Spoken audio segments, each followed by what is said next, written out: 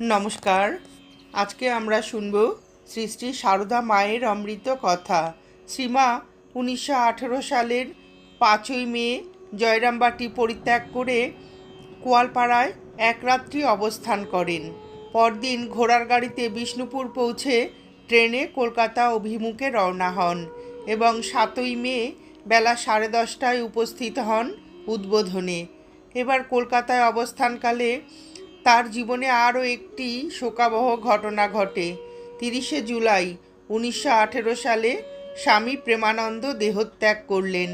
তার মৃত্যু আসন্ন জেনে সেদিন সকাল থেকেই শ্রীমায়ের চোখ অশ্রুসিক্ত।